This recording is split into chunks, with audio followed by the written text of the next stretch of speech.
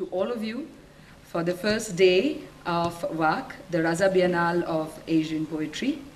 I would like to call on stage the participants for the first session of poetry reading. Mr. Ko-un from South Korea, if you could please join us on the stage. We have Ms. Kuti Revadi from Tamil Nadu, the Tamil poetess representing India. We have Mr. Amir Or from Israel, and Mr. Afzal Rabin from Afghanistan. If you could kindly join us on the stage. May I also invite Mr. Ashok Vajpayee, the Managing Trustee of the Raza Foundation, to begin the program with the opening address.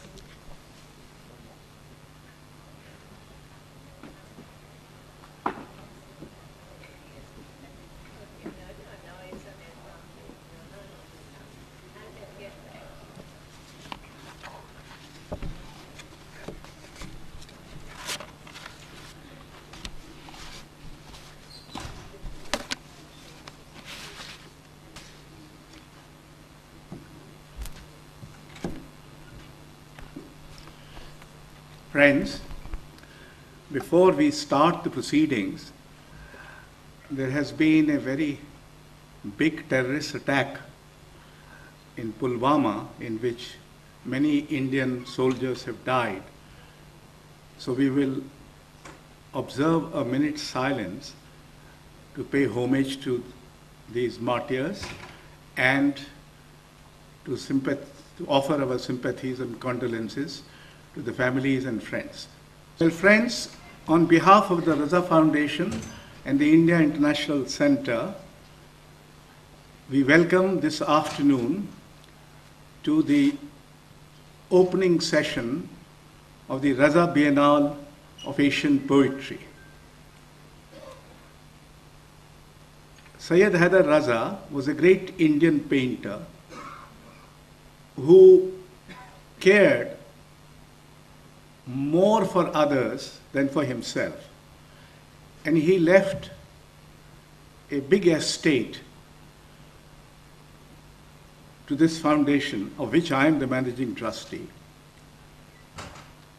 to promote, honor, and disseminate arts, poetry, and ideas.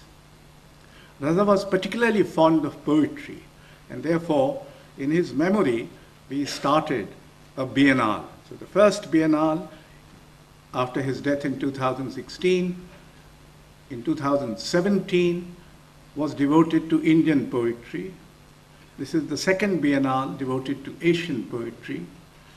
And inshallah, in 2021, which would be the beginning of his 100th year, we will have a biennale of world poetry.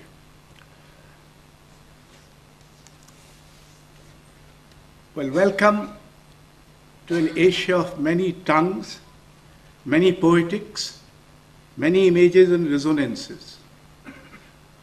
2.5 days when poets from Asia would create a new and shared geography for togetherness and empathy, for challenge and redress, for joy and delight.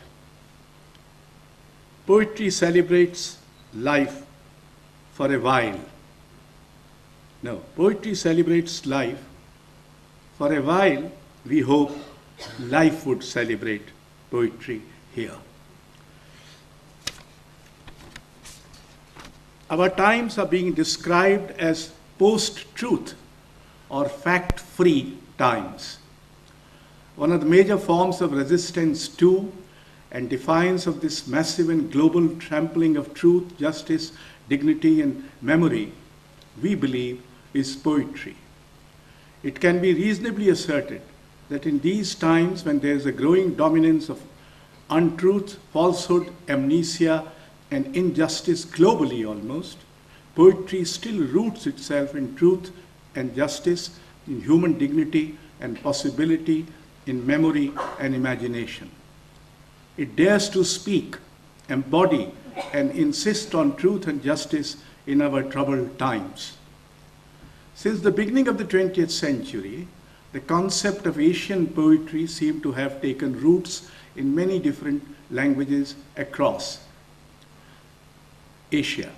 Perhaps in no other century, so many translations, not only of the classics, but of contemporaneous works have taken place.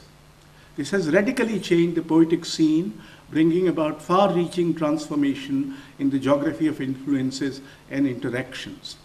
The poetics have undergone radicalization, expanding in unexpected dimensions, intensifying and quickening indigenous elements, incorporating readily and spontaneously many new and so-called foreign ideas and poetic devices and formal strategies. It could be asserted that a new camaraderie of poetry has been created. It is a vast community rejoicing in and feeling inspired by courage, imagination, and innovation, by tolerance, mutual understanding, and conscience. India and its poetry written in many languages have been very much part of this Asian scenario. The commonwealth of poetry seem to have been extraordinarily enriched. The traditional ways of looking at poetry have been replaced by a more inclusive approach, which, while retaining some of the notions of rasa theory, for instance, incorporates new notions of tensions, hidden structures, cultural memory and recall, interrogative spaces, and redressed autonomy of poetry vis-à-vis history and other modes of knowledge. Poetry as a means of moral sustenance and survival. Poetry becoming the site of selfhood and its problematics, etc. It can be justifiably said that in the 21st century, Asian poetry is a site of identity, self-assertion, and self-exploration, interrogation, and conscience. Doubts have been raised about the need and relevance of poetry in our over-technological times. Even before, in the West particularly, views were prevalent that poetry means nothing, poetry makes nothing happen, etc.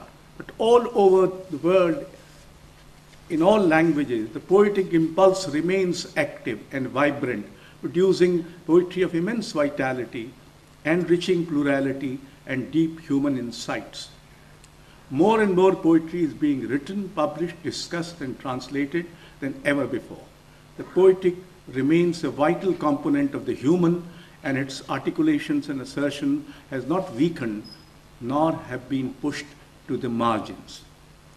In Asia, poetry has been alive and doing many things which it perhaps had not acquired earlier.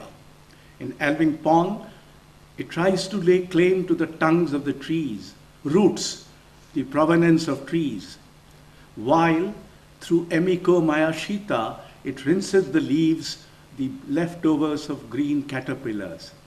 Hasmik Simonian finds, I am too much, countless, squeezed with everything in this small belly. And Yong Lian is refusing to let the poem sink into dead, indifferent beauty. Shehnaz Munni hopes to come to the grief that has struck no one.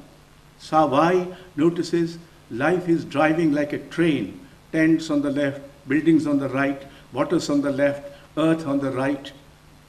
Yugin Huang Viet asks, who among us is not endowed with a human heart, and urges that from poetry make yourself a torch. Najwan Darwish discerns history's snow that covers both the murder and the murderer, and finds the seats of hope are always reserved. Marine Petrosian is not clear as to what is to be done, and assumes you will not send this letter, it will be read by others. Kohn believes that my poems will have no full stops tomorrow and the day after, and accords that I am composed of many eyes in this world, somewhere in this world. Yu Hong Liu has all words dissolved. This has become the only way home. Thong Bei Hotishen finds ways to make room for each other's hope, and Kutti Revati notes sharply, enduringly sacred God's dirt. M. Afsar Rahbeen asserts that I am a poet land and implores, bring the frozen lamps near the sun. Let me make a world village without a jungle. Rosa Jamali finds this weeping human child lamenting 2,000 years in my arms, and discerns we got used to the standstill. Amir O reflects, we no longer know when the barbarians have come to us. I would change the sun, says Kwanzaa Kerelis Daze, who hasn't come. Cheng Li Yang acknowledges, at the end, all over me were inscripted names of those who thought I could carry their sins away. Zebo Mira Zeba wonders, in fact, true love is in our life, always humbled, always oppressed. Shador Wangma is able to meet a woman singing, it is raining in my bag.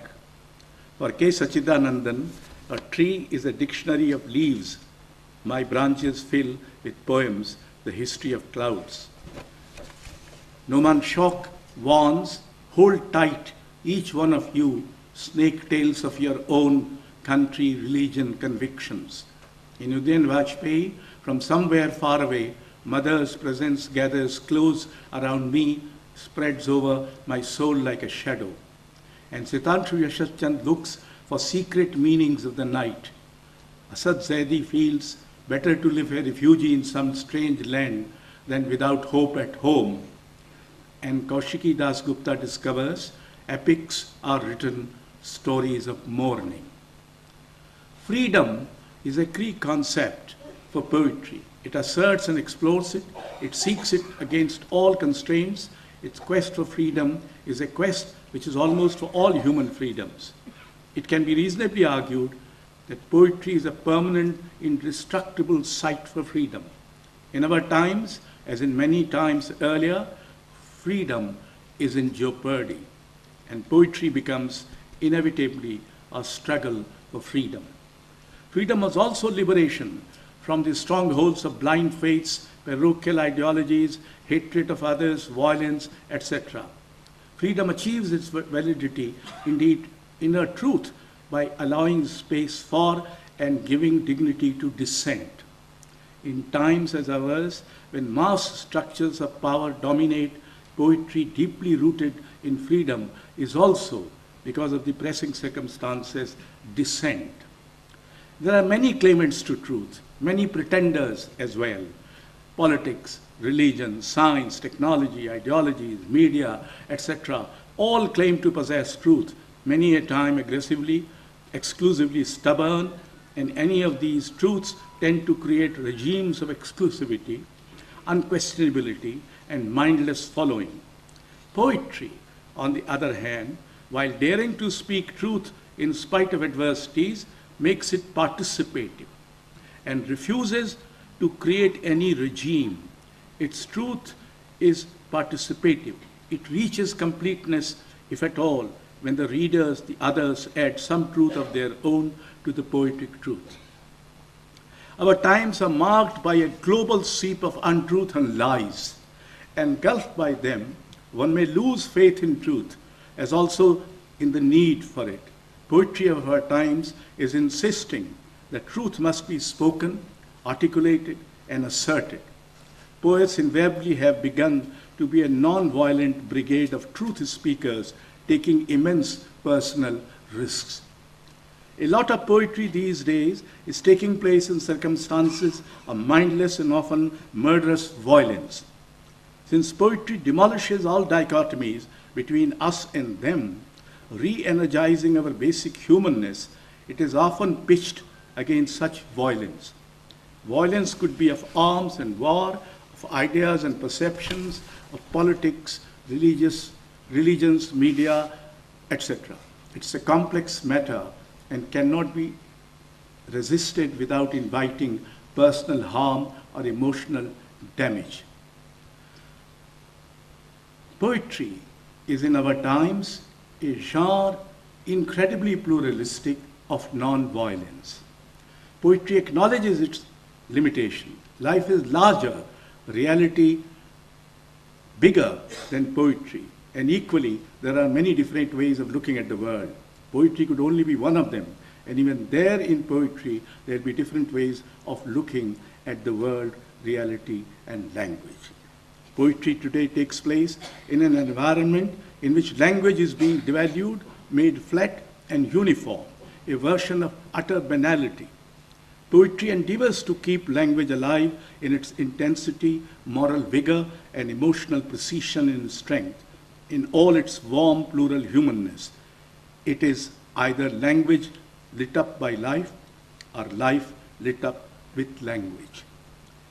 Poetry is an unceasing, unstoppable, interminable satyagraha against simplification, uniformity, and totalization. In times of growing tyrannical tendencies, it is almost civil disobedience. In the current volatile context, when almost daily others are being named and created, attacked and killed on one pretext or the other, poetry is a site, a space in which there are no others, no demons, no angels in the zoo, as it were. Also, in times of amnesia, misappropriation of memory, poetry is a house of memory.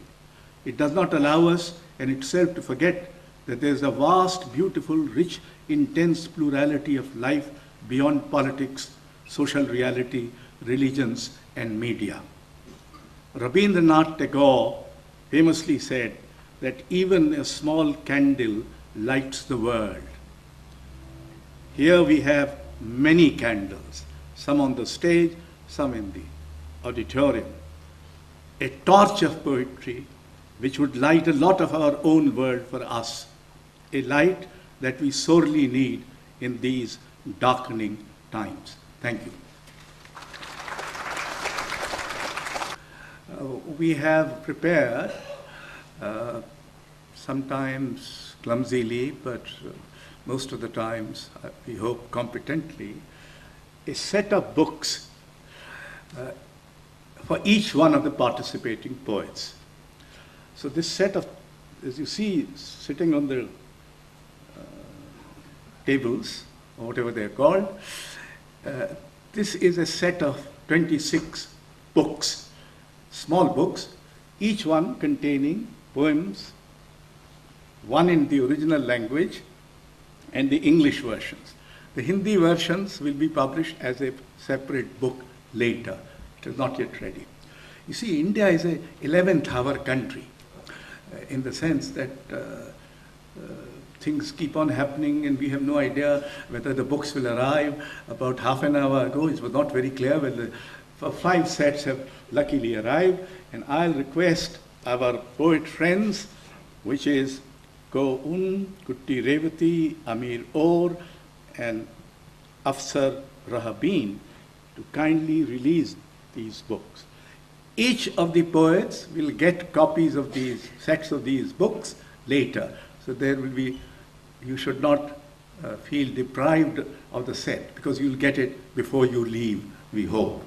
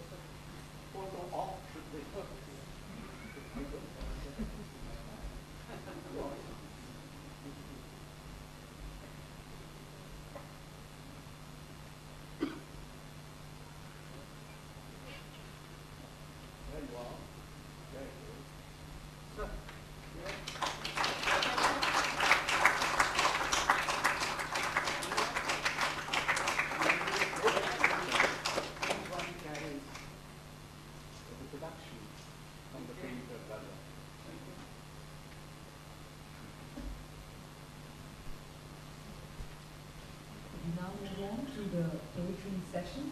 We begin with the poet from South Korea. We have Mr. Koon. I have to. Mr. Manish and Rupali to kindly take on the stage as and when the poets come through.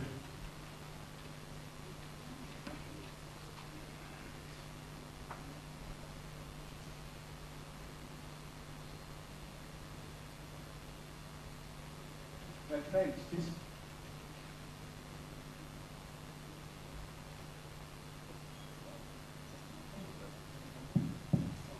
friends, this is the inaugural session. You have listened to my blah blah blah, making tall claims of poetry. But as they say, the taste of the pudding is in the eating. So you're going to have now, you're going to flavor poetry itself rather than claims and declamations about it, which I have just made. We are very, very lucky to have a very senior Korean poet with us, Ko Un. Un is not Un, it is In. I don't know how to perfectly pronounce it. In fact, I must apologize to all the poets that they are going to be, their names may be mispronounced. So you'll have to bear with us. We mispronounce each other's names also in India, because India has a large number of languages and all kinds of funny or not so funny, difficult names to pronounce. So we keep on committing those mistakes even between ourselves. So you'll pardon us if we commit that kind of a mistake in pronouncing your name. Now, Owen is not only he's perhaps the senior most poet to take part in this, and he has already taken part in 100 international poetry festivals. So he is a kind of a champion among the poet runners that we are. Some of us are quite late comers and late runners, but anyway, he is a front row runner, and he has been translated into so many languages, and he has written so much that he is mentioned in plural, as if there is not one Ko-un, but several Ko-uns. So he is mentioned out of this phenomena like that. He has received Johnson Out for Literature Norway, Griffin Lifetime Achievement Prize Canada, Golden Wreath Award, Struga Poetry Evenings, International Poet Prize, etc. And there are 80 volumes of translations of his work have been published in more than 30 foreign languages. So we are truly honored to have WAC open with WAC of Kopen.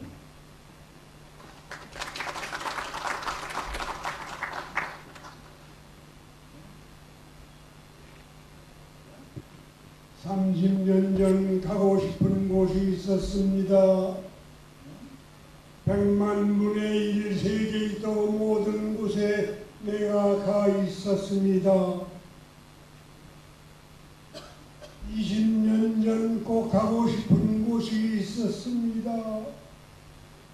옥방 철창 사이로 푸른 하늘은 도라쳐 나의 길이었습니다. 그동안 몇 군데는 터벅터벅 갈 수 있었습니다. 그러나 몇 군데는 그대로 남겨두었습니다. 내가 이 세상 그만둬버린 뒤 내가 가고 싶은 그곳들이 누군가를 내내 기다릴 것입니다. 가고 싶은 곳이 있었습니다. 지는 꽃, 저녁 가슴 연여 눈 감았습니다.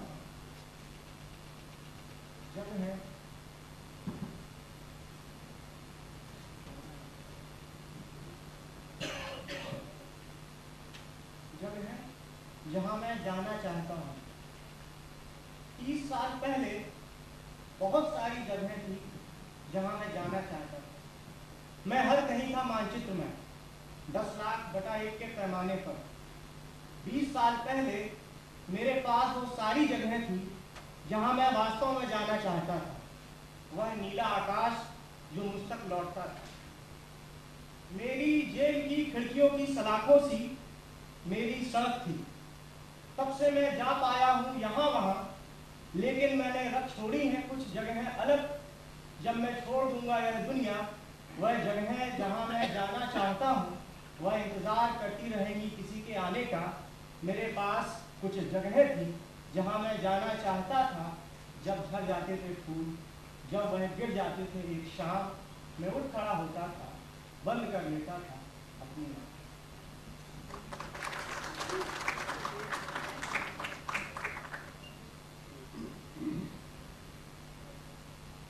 히말라야 이후 슬픔이 아니었습니다. 내 눈을 떼어버리고 다른 눈을 끼워넣고 싶은 쉬는 날이 있었습니다. 히말라야에서 돌아왔습니다. 거기에 무엇과 무엇이 있더냐고 어린아이가 물었습니다. 나도 어린아이의 높은 목소리가 듣고 싶었습니다. After the Himalayas, it was not sorrow that I had. There were dazzling days when I longed to tear out my eyes and replace them with other eyes. I came back from the Himalayas. A child asked, what and what was there? I longed to become the child's eyes.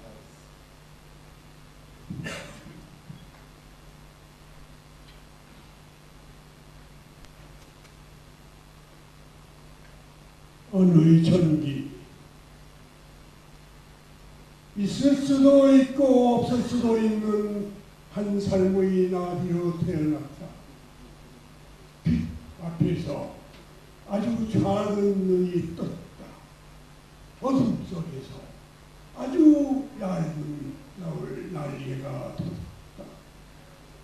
바다를 모르는, 북풍을 모르는 한 마리의 나비는 언제나 망한 나라의 잎새에 내려간다. 이쪽에서 저쪽으로 날아간다. 불멸이 얼마나 황한가를 처음부터 알고 있는 듯 오직 위대한 것은 나뿐인 그 옆에서 낮은 습인지 밤은 나의 조국이었다. 그런 밤에 금지된 몽고가 아무도 몰래 잠든 몸속에서 도란거렸다. 해방이 왔다. 몽고가 탈환했다. 전쟁이 왔다. 벼에서, 벼의 주검 사이에서 피 묻은 몽고가 살아나왔다. 그 몽고로 노래했다. 나의 노래는 애도이고 나의 노래는 누구의 환생이었다. 또한 나의 노래는 불멸이 아니라 불멸의 노래였다. 독재와 종 앞에서 섰다. 나의 주술이 몇 번인가 갇혔다. 오술에 혀서 오술은 거절의 서정을 말한다. 아직도 지난 날의 여린 나비는 지상의 한 장소에서 다른 장소의 침체들을 꿈꾼다. 삶은 이완의 내면으로 떠들다. 남은 꿈꾼 먼 내일의 땅속 나비 화성은 노래 화성이기를. एक जीवनी, मैंने जन्म लिया एक तितली की तरह, ऐसे जीवन के साथ जिसका अस्तित्व या तो था या नहीं था। नन्ही आंखें रोशनी की ओर खुली अंधकार में, नाजुक पंख उगाए थे कुछ नहीं जानते हुए जैसे कि समंदर, जैसे तूफान, वह एक तितली हमेशा उतरती रही, एक परास्त देश की पत्तियों पर उड़ती रही यहाँ वहाँ। यह ऐसा था जैसे किसी को आरंभ से ही ज्ञात था कितना असंगत है अमृत खेतों में, जहाँ सिर्फ सूर्यास्त ही विलक्षण था। दिन उपनिवेशित भूमि थे, रात मेरी पितृभूमि थी। उन रातों में मेरी वर्जित मातृभाषा फुसफुसाती थी मेरे सोते हुए शरीर के अंदर, बिना किसी की जानकारी के। मुक्ति आई, भव्य थी मेरी मातृभाषा। युद्ध आए, तबाही के बीच में, खंडहरों में, शवों के बीच, मेरे खून से रही हुई मातृभाषा जीवित बच गई। मैं उसी मातृभाषा में गाता था।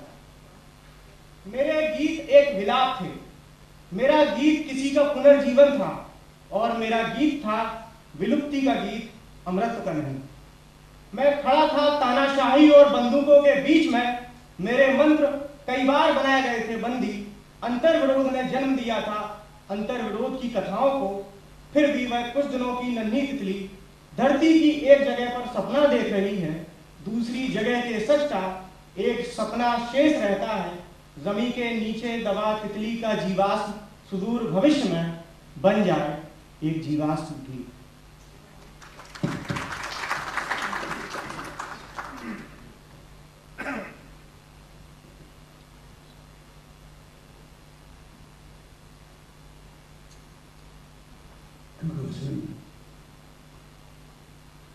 그것은 서울 tom구멍에서 눈물이 흘러나오는 것. 그것은 더하기보다 빼기, 곱하기보다 나누기. 그것은 기울이는 것. 그것은 밥 한 그릇. 그것은 지하의 뿌리가 지상의 잎새들을 걱정하지 않는.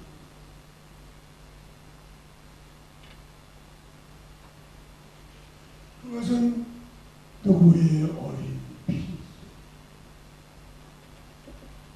그것은 각가지 다른 삶이 다른 삶에 굴복하지 않는. 그것은 지난날 소와 채리 끌고 밭가는 어약하 소의 청년.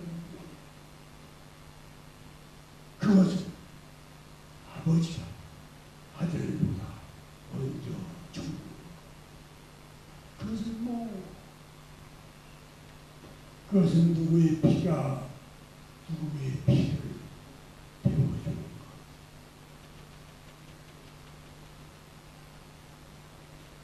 그것은 아기 여긴 우는 소리가 모든 것입니다. 그것은 타도. 그것은 인간에 대하여 인간인 것. 인간이 자연에 대하여 자연. 그것은 끝내 나 자신이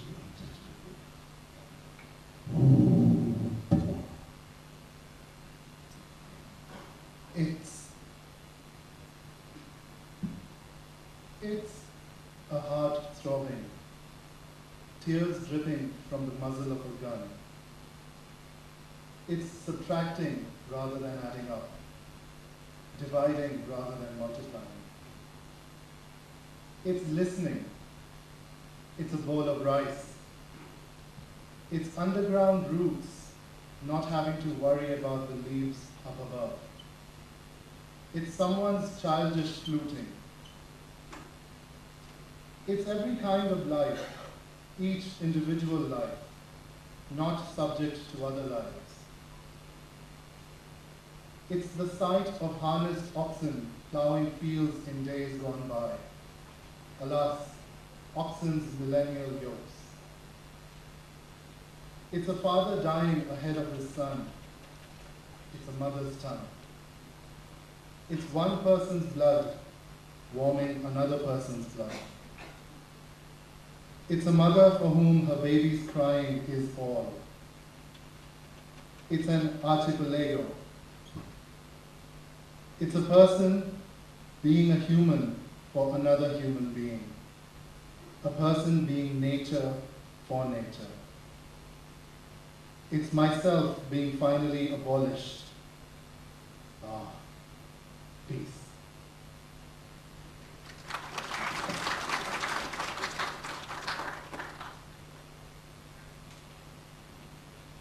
나의 시 1950년대 그 폐허영년의 시절 하염없는 떠들이었던 나에게는 전쟁 이후 여기저기 남겨진 마침표가 뜻밖에도 구원이었습니다. 한마디 말 끝에 검은 점의 거룩함으로 그 뒤에 이어지는 말들이 따끔 반짝이었습니다. 그래서 나는 나의 시에 마침표를 자꾸만 짚고 싶었습니다. 1970년대에 들어서면 나의 시는 강물 기슬거이 맴도는 물인 듯이 먼 길 앞에서 주저하다가 어떨결에 강물 한복판으로 나아가 흘러갔습니다. 그러는 동안 나의 시는 마침표가 없어졌습니다. 그동안의 구원은 너프해진 신발처럼 무효였습니다. 마침표 없는 시만이 한편의 시로 끝나지 않고 다른 시로 이어졌습니다. 어둠 속에 숨겨진 불빛 쪼아내며 그것으로 사물과 사물의 배우를 겨우 볼 수 있었습니다. 이스라엘의 운행은 나의 시 전에도 이미 단 하나의 마침표 따위를 허락하지 않았습니다.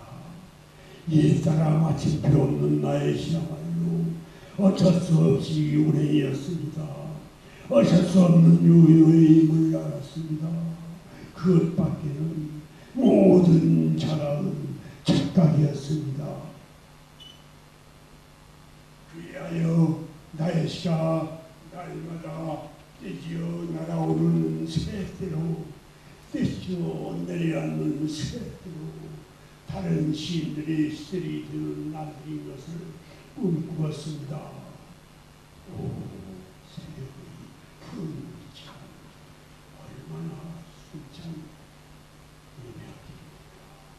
그러나 몰라 수많은 지난 날들의 지칠 줄 모르는 감동으로 흘러가며 나의 시는 내일 모레도 마침표가 없습니다.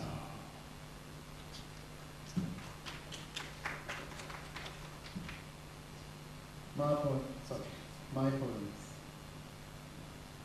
In those years of zero in the ruins of the 50s, the full stops scattered here and there after the war were unexpected salvation for me, rapt wandering.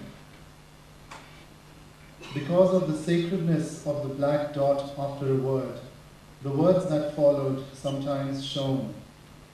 So I wanted to put full stops constantly in my poems. In the 1970s, my poems, lingering before a long journey, like water swirling by a riverbank, flew out to the center of the river in bewilderment. In the course of time, full stops disappeared from my poems.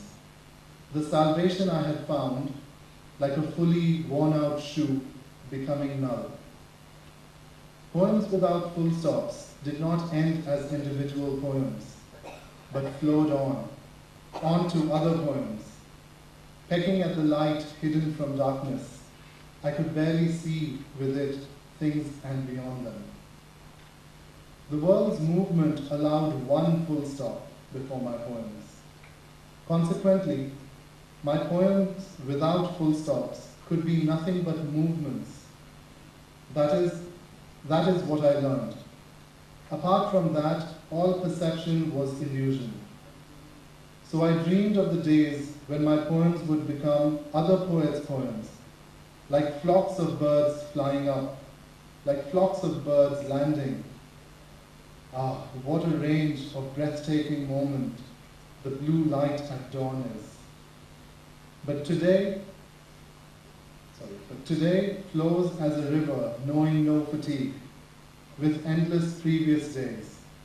And my poems will have no full stops tomorrow and the days after.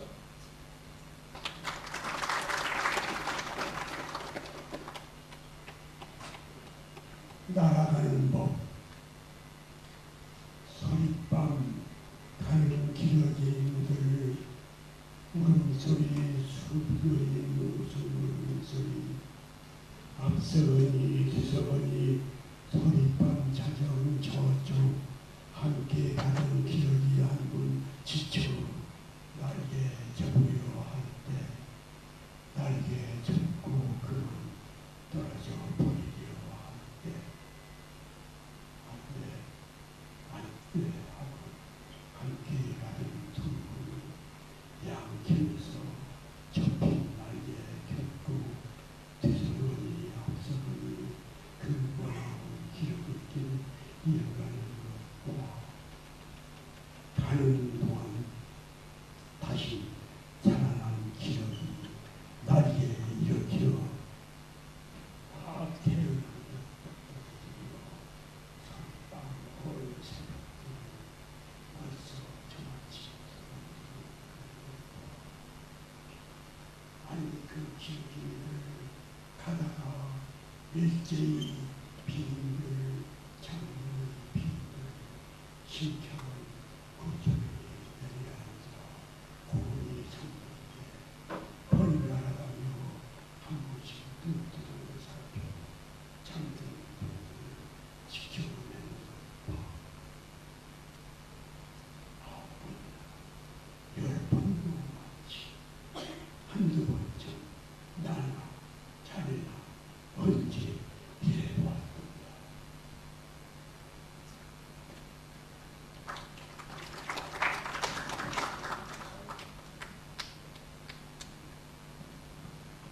How to fly. The rasping cries of journeying geese on a frost-touched night. Look how they fly. While they fly, some before, some behind.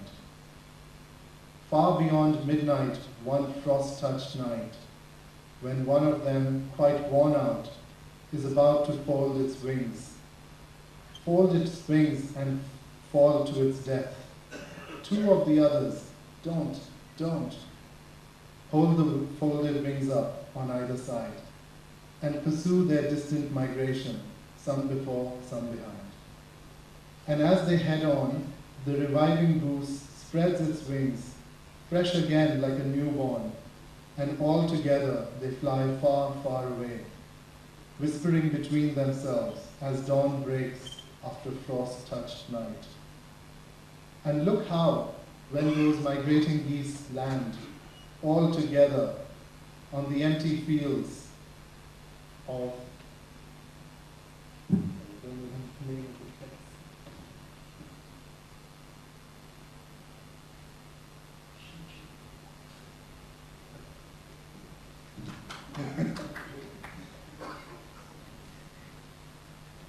look how, when those migrating geese land, all together on the empty fields of Sincholun and Gucholun, on fields left empty from last year, and fall fast asleep. Each takes a turn, awake and ready and watchful, standing guard over its sleeping companions. It's too much. 9 times, 10 times would be too many. Have you or I ever done the same even once or twice?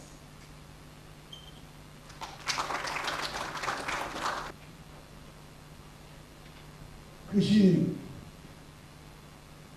오랫동안 그는 시인이었다.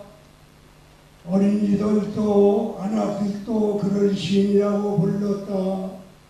과연보다도 그는 시인이었다. 돼지와 멧돼지들도 그를 시인이라고 꿀꿀꿀 말하였다. 그가 멀리 떠나갔다가 돌아오는 길에 죽었다. 그의 오막상에는 시 한 편 남겨져 있지 않았다. 시를 쓰지 않는 시. 그래서 한 시인이 그리 시 한 편을 대신 썼다. 쓰자마자 그 시조차 바람에 훅 날아갔다. 그러자 몇 천 년 동안의 수많은 동서 고금의 시를 너도 나도 덩달아 날아가 버렸다. कवि बहुत समय तक वह एक कवि था। बच्चे उसे कवि बुलाते थे, स्त्रियां भी। वह वास्तव में कवि था, हर किसी से अधिक। यहाँ तक कि पालतू और जंगली सुअर भी अपनी भाषा में उसे कवि ही बुलाते थे। एक सुदूर देश की यात्रा से लौटते हुए उसकी मृत्यु हुई। उसकी झोपड़ी में कविता का एक शब्द नहीं था। क्या वह ऐसा कवि था जो लिखता नहीं था? फिर एक कवि ने उसके लिए कविता लिखी। जैसे ही पूरी हुई कविता तेज हवा उसे उड़ा ले गई। फिर पूर्व और पश्चिम की सभी कविताएं, पुरानी और नई, हौले हौले उड़ने लगी। हर कोई अब उनके पीछे था।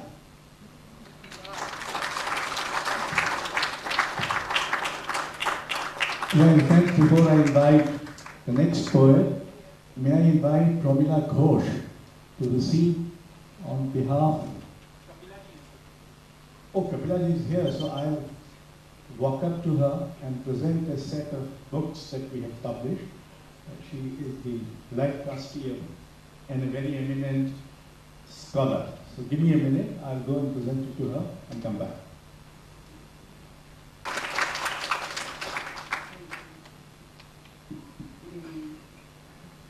And poetry on this special occasion.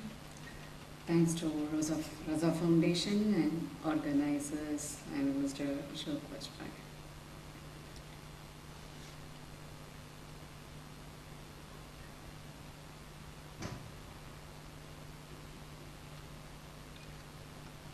மாய குதிரை.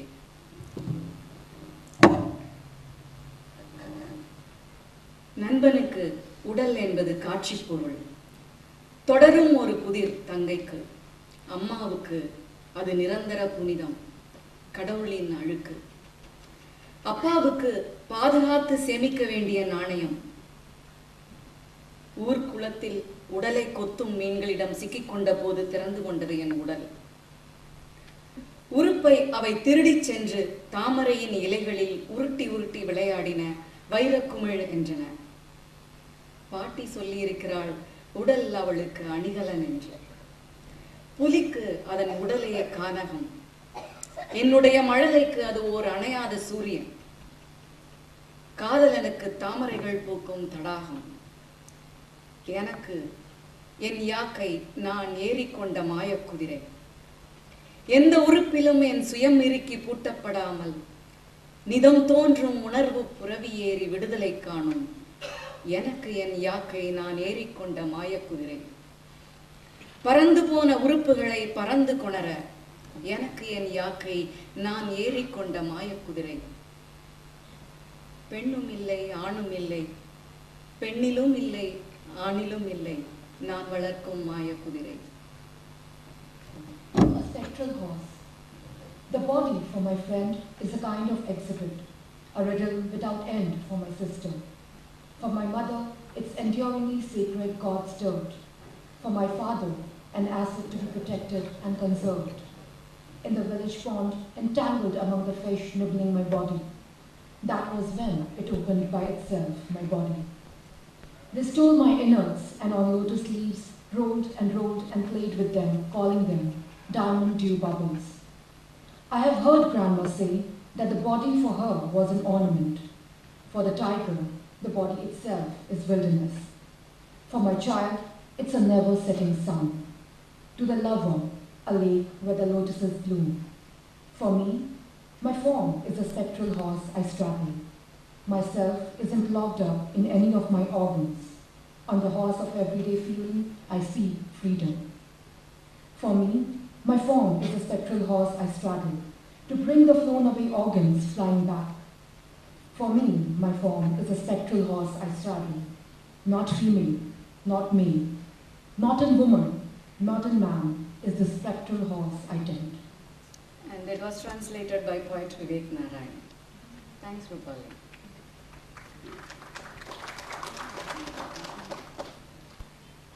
முலைகள் முலைகள் சதுப்பு நில குமிழிகள்.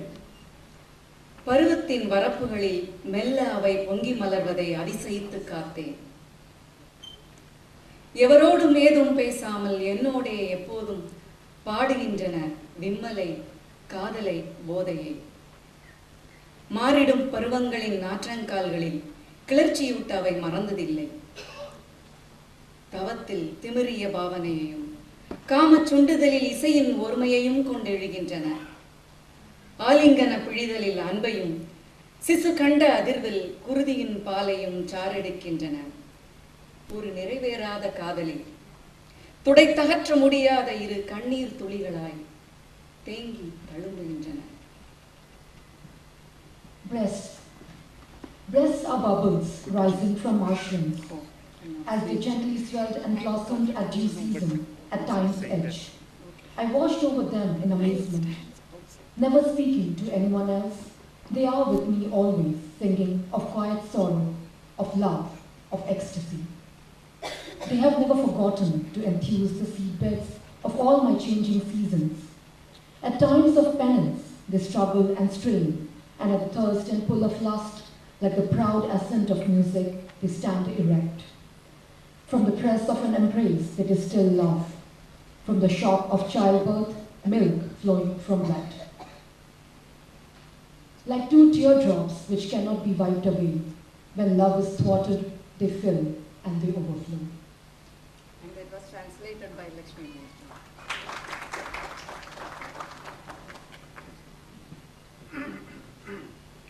நம்மை பிடித்த பிசாசுகள். சகோதரி, இன்னும் பல முலைகளை வனைந்தெடுப்போம். கல்லால் அடித்தும் கத்தி முனையிலும் உயிர்த்த முலைகளும் உண்ணப்படும் வேளையில் உலகின் தானியங்களாகி போன அவற்றை பேண வேலிகள் இல்லை. வல்லூறுகள் ஏன் தானிய கொள்ளை? வெயிலை தின்று வெட்ட வெளியை நுகர்ந்து மூச்சிடும் அக்கிழவியின் முதைகள் அவளை பீடித்த பிசாசங்களாய் தொங்கிக் கொண்டிருக்கின்றன நெஞ்சை முட்டிக்கொண்டு. உலர்ந்த வரலாற்றின் எல்லை வரைபடங்களை அப்பிசாசுகளும் ஆகவே சகோதரி, நீரருந்த நீர்க்குளங்களாயிருந்த அம்முலைகளை தீராத வேதனை கலையங்களாக்குவோம். ஒரு நாளேனும் கற்களாக்கிய அம்முலைகளை கவன் கொண்டெறிவோம். ஒற்றை முலையோடேனும் அலைவோம் நம் சூரியனை தூக்கிச் சுமந்து.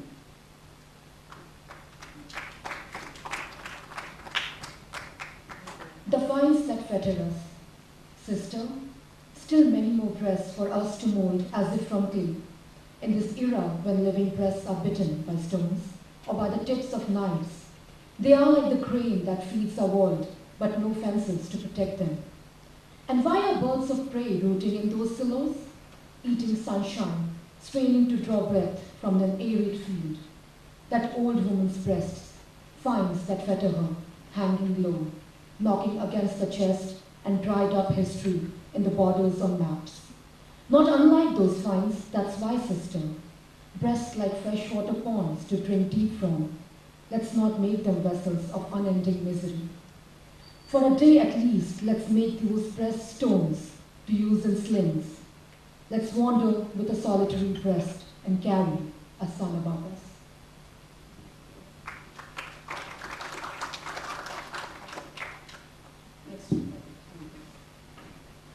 Tigers.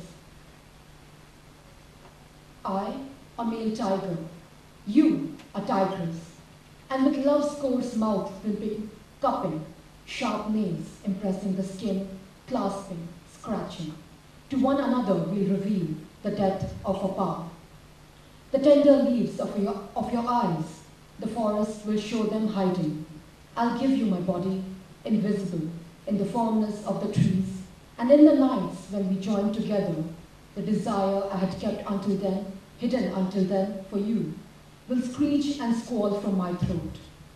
The smell of screwpine blossoms emanating as if from inside me, from my hidden zones only for you, like a spring breaking from mountain rocks, Milk sprouts from your chest, the little ones will come.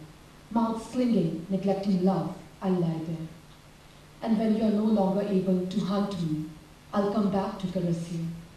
I'll run my fingers through your fur, and when you're struggling to brook my presence, twitching, to become my prey, I'll hunt and finish you then. This is how afterwards I become the tigress and you, the male tiger.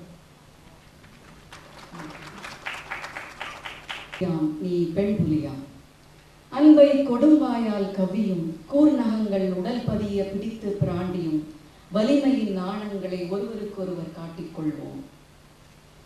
உன் கண்களின் இலைக்கதிர்கள் காட்டுக்குள் உன்னை ஒளித்து காட்டும்.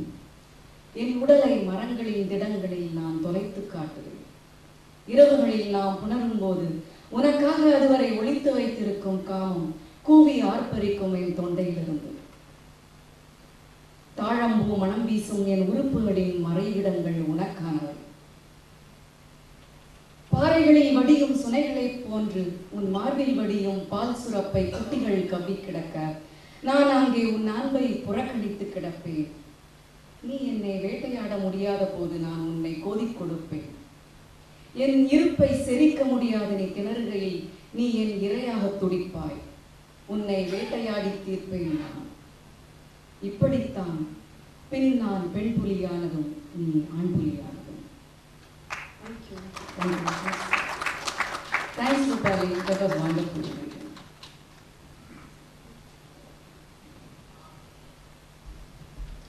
Well, our apologies to Nugin Non Bao, because we forgot to announce his name. He has to read. So please come over, occupy a seat here. In the meantime, we move on to the next poet, who is from Afghanistan. It's very rare to get a poet from Afghanistan. So thank you very much, Afsar Rahabeen, for being here. He was born in Pavan, was exposed to poetry of Rumi, Sadi and Hafiz, all the great poets and other moderns at his home. His collections of poems in Distance Line was published by Afghanistan Writers Association in 1989. He has published 17 books of poetry, research and translation from Urdu to Persian language. So there you are, Muhammad Afsar Rahabeen.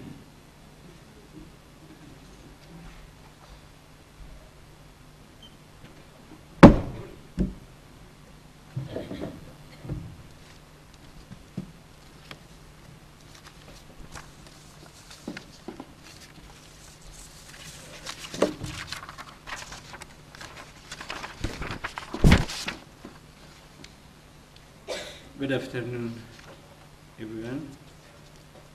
Thank you very much, Mr. Wadpai. Thank you, Shurtiji and friends, for inviting me. And first, I present a short poem to legendary Bapu. A small body and a big truth. Stream which became river. He makes the kindness melody and truth song. That's one and only, the legendary Bapuji, the great Gandhiji. What a grave, he is man of the history. In nature, the big slogan of freedom in the small heart for the large India. People must live better with tolerance, and be far from anger and violence, and be heartily, not shortly. Now, Tamil and mosque, church and synagogue, all are wall to wall, now compound of colors and plurality of cultures are drawing the pictures of a large country. So the love temple, calling the world to visit it. In Persian, Babuye Afsanai. Here is some of our Persian language friends. جسه کوچک اندیشه بزرگ جویباری که جهیل گشت آن که ترنم مهربانی را در ترانه حقیقت جاگزین کرد بابوی افسانه‌ای مهاتما گاندی چه با وقار بود و سترگ آن را مرد تاریخ او که آرمان آزادی را در قلب کوچک خیش پرورد برای هندوستان بزرگ با مدارا میتوان بهتر زیست با پرهیز از خشم و دوری از خشونت با همدیگر پذیری از ته دل نه از روی ناگزیری اینک معبد و مسجد کلیسا و کنشت دیوار به دیوار ایستاده اند اینک ترکیب رنگ ها و تعدد فرهنگ ها سرزمین بزرگ را ترسیم کرده اند و از این است که معبد عشق همچنان جهان را به دیدار خیش فرا می‌خواند.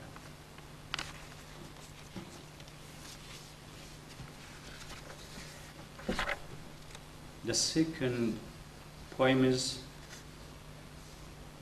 I'm a poem land.